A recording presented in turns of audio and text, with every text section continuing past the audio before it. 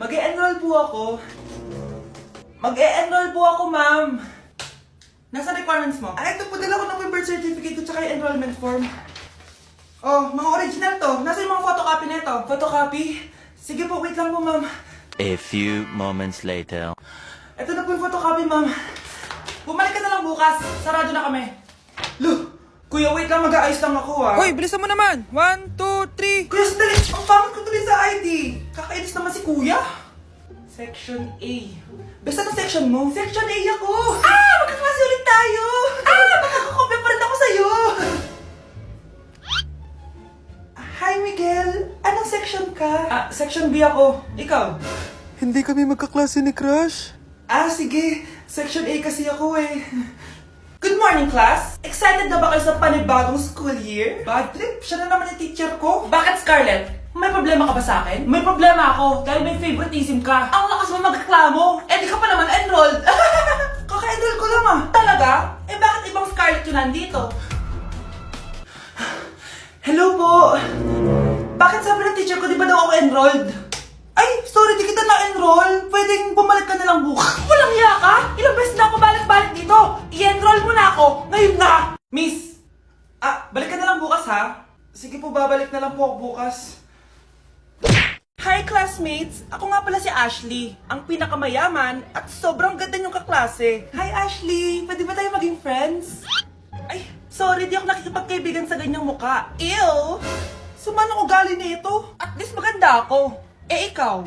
Pangit ba talaga ako? Uy, Scarlett, sabay na tayo kumain ng lunch. Sure, saan? Ako na lang sabay mo kumain, wag na si Scarlett. Ako na bahala sa lunch mo for the whole year. Walang iya ka, Ashley. Aagawin pa sa akin yung crush ko. Sige na, gusto mo bilan pa kita ng car? Car? Sige, sabay na tayo kumain, Ashley. Sorry, Scarlett. Sorry, ako pinili niya. Eat well sa'yo, ah. Bes, payag ka ba nun? Inagawan ka ni Ashley? Ano bang magagawa ko, Bes? Kailangan ko maging blooming. Hay naku, madali lang yung sagot dyan. Try mo tong Garnier Vitamin C Serum. Baka ito na the right one for you at hindi yung crush mo. Tama ka dyan, Bes.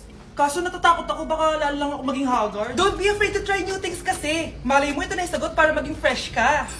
Sabi mo yan na.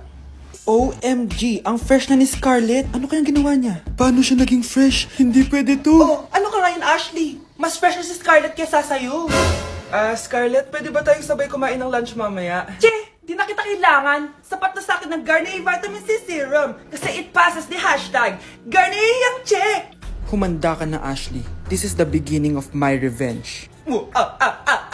Okay, next applicant. Makinis, maputi, maganda yung ngipin. Okay, introduce yourself. Hi, I'm Scarlett, and I want to show the world, the universe rather, that I will confidently shake your fries with a heart. Bakit gusto mo magbenta ng fries? Thank you for that wonderful question. To be a tindera is both an honor and a responsibility. If I were to be a tindera, I will use my voice to influence the youth. Thank you. Okay, eto, mas mahirap na tanong. Ano mas masarap na flavor? Cheese o sour cream? If people were to argue between cheese and sour cream, well, everything is good. But in moderation, thank you. Magaling! Pasok ka na sa top 10! The new Miss Potato Corner is Scarlett! Nasaan na yung 1 million na prize? Anong 1 million na prize? Magluluto ka ng fries. Pasok ka na sa trabaho. Magluto ka na ng dali. Nagugutom ako. Sige po, magluluto na ako. Bakit di sumasagot jowa ko? Mga walang iya tong mga to. Naglalandian pa sa harap ko. Aba, kaya pala di ka sumasagot sa mga tawag ko? Kasi nakikipaglandian ka pala dito kay Samantha? Excuse me? Jowa ko yan. Excuse me? Nauna siya naging akin. Inagaw mo lang. At ikaw, break na tayo! Nababaliw na ata yun. Okay, class. Ibibigay ko na yung mga grades nyo. Samantha, naka-98 ka. Ikaw ang highest. Deserve mo yan, Samantha. Thank you, ma'am. Paano naka-98 itong si Samantha? Puro kalandian lang naman yung natupag niya. Kapag inggit, pumikit na lang. At kayong lahat, 95. Maliban lang kay Scarlett, ikaw lang ang bagsak sa buong klase. Bagsak ako? Hindi pwede, ma'am. Ipasa mo ko. Wow! Anong ibibigay kong grade sa'yo, madam? Di ka naman pumapasok sa subject ko.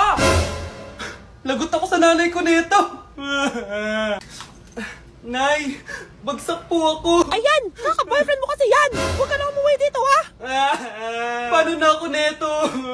Miss, huwag kang gagalaw. Hold up to. Wala na bang mas mamalas pa sa araw na to? Akin na phone mo tsaka bag mo. Kuya, wag po.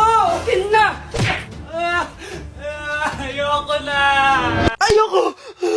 Oh anak, anyari sa'yo? Anay, masamang panaginip lang. Ayan, hindi ka kasi nag-i-skincare bago matulog. Ah, ganun pala yun, Nay. Oo, anak. Try mo tong overnight serum ng Garnier. May 10% pure vitamins ito so that you can #power through the night. Kaya goodbye na sa mga nightmares. Ah, sige, Nay. Tatry ko. Grabe, ang fresh ko na naman. For sure, may in love na naman sa akin yung jowa ko. Oo, glowing ka nga, anak. Pero huwag ka ilusyonada kasi wala ka naman jowa. Grabe. Grabe ka, Nay. Nay, alis lang ako, ah. Ah, sige anak. Iniwan niya phone niya? Ano kayang pinag-uusapan nila dito? Mga walang iya kayo. Humanda kayo sa akin. A few moments later. Ah, bakit niyo po kami pinatawag, Nay? Kung hindi ko makikita yung phone ni Kyle, hindi ko malalaman pinagsasabi niyo sa akin. Lagot tayo, ate. Kung san-san mo kasi nilalagay phone mo, Kyle. Eh, nakalimutan ko eh. Mag-umpisa tayo sa'yo, Kyle. Anay, puro na lang itlog at hotdog niluluto ni nanay. Mas masarap pa magluto yung kapitbahay natin. Sige, next time, ipagluluto kita na sinigang na hotdog. O ikaw, Brianna. Alam niyo bang nagalit sa akin si nanay kasi dati with high honors ako, diba? Tapos ngayon with honors na lang. Eh siya nga bagsak nung high school eh. Oo, bagsak ako. Pero top 1 ako nung kinder. Kevin? Wala akong sinasabi ha. Grabe talaga si nanay. Umaga pa lang galit na siya. Tapos utos pa siya ng utos. Bawal ba magpahinga sa bahay na to? Grabe. Wow, wala ka palang sinasabi ha. At ikaw, Scarlett? Yes, Nay. Mga be, alam niyo bang galit na galit sa akin si nanay dahil daw nag-boyfriend ako na maaga? Eh siya nga maagang nabuntis eh, di naman ako naggalit sa kanya. May problema ka ba sa maagang nabuntis? Wala akong problema, Nay. Idol nga kita eh. Ha? Anong idol? Buntis din ako. Tindahan ni Crush yun ah. Makabili nga. Pabili po. Ano yon? Ay, hello. Pabili po nun. Ah, sige. Andiyan po ba yung crush ko? Ay, wala siya. Natutulog siya. Sayang naman. Oh, eto na binili mo. Ay, thank you. Oh, may kailangan ka pa ba? Wala na po. Ba't nandito ka pa? Di naman po natutulog yung crush ko eh. Kulit mo naman. Natutulog nga siya. Paanong tulog? Eh, gising nga siya. Ayan o, nanonood siya.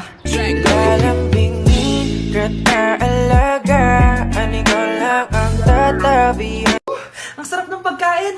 Nag-enjoy ka ba? Oh, anong problema? Tanong mo sa sarili mo. Ha? Bakit ako? Ewan ko sa'yo. Ah, tinatoyo ka na naman, no? Ayoko na! Palagi na lang ganito. Ano bang ginawa ko? Nahihirapan na ako. Ang ayos-ayos mo lang kanina kumakain tayo, ah. Alam mo, okay na sana eh. Kaso ang damot mo. Ang damot-damot mo! Ano bang pinagdamot ko sa'yo? Sabi ko sa'yo kanina, sa akin na lang ang balat ng manok. Pero kinain mo pa din. Hindi ko talaga kayang ibigay yun. Ipagdamot mo na lahat. Wag lang ang balat ng manok. Sorry na. Hindi. Itigil na natin to. Babe naman eh. Di mo ako babe. Bakit? Tanga kapatid mo ako. Ay. Lagot ka kay mama. For our last question, ano ang full name ko? Wala naman yun sa lesson ah. Siyempre, dapat alam niyo yung pangalan ko. Dami namang alam nito. Di ko maalala full name niya. Perfect na sana ako eh. Kapag di niyo nasagutan yan, -10 kayo sa akin. Aba ma'am, paano namin malalaman yung full name mo? Eh di ka naman nagpakilala sa amin. Ano ka, sikat? Artista? Ang lakas mo mag-minus kapag di nasagutan yung full name mo? Sige nga, ano full name ko? Kapag di mo nasagutan, ma-minus ko yung sweldo mo. Tsaka magagamit pa namin yan kapag nagtrabaho na kami? Di naman, diba? Pakin namin sa full name mo. Okay, class. Last 5 minutes. Hirap naman nito. Be, ano sagot sa number 10? Huwag ka mong kopya sa akin, Samantha. Mapapagalitan tayo kay ma'am. Tamot mo naman. Ayaw mo akong pakopyahin, ha? Bilisan nyo, class. 1 minute na lang. Ma'am, nangangopya po si Scarlett sa akin, no? Ang pakasinungaling mo, Samantha. May nangangopya pala dito. Bagsak ka na sa akin, Scarlett. Apakasama talaga ng ugali mo, Samantha. Nay. O anak, anyari sa'yo? Binagsak ako ng teacher ko. Naniwala kasi siya kay Samantha na nangopya daw ako. Totoo ba yun, Scarlett? Hindi, Nay. Siya talaga yung nangopya sa akin. Walang iya yan, ah. Humanda siya sa akin. Tara, anak. A few moments later. Ma'am, bakit niyo po kami pinatawag dito? Eh, kasi yung anak mo, sinungaling. Siya naman talaga yung nangopya kay Scarlett eh. Hindi po totoo yan. Para malaman natin kung sino nagsasabi ng totoo sa inyong dalawa, mag-quiz na lang kayo ulit. Patay ako nito. Humanda ka ng mapahiya, Samantha. Okay, time's up. Pass your papers. Scarlett, naka-perfect ka. Yes, talino talaga ng anak ko. Samantha, wala kang tamang sagot. Ikaw talaga ang totoong nangungopya. Nakakahiya ka, Samantha. Humanda ka sa akin sa bahay. Tara!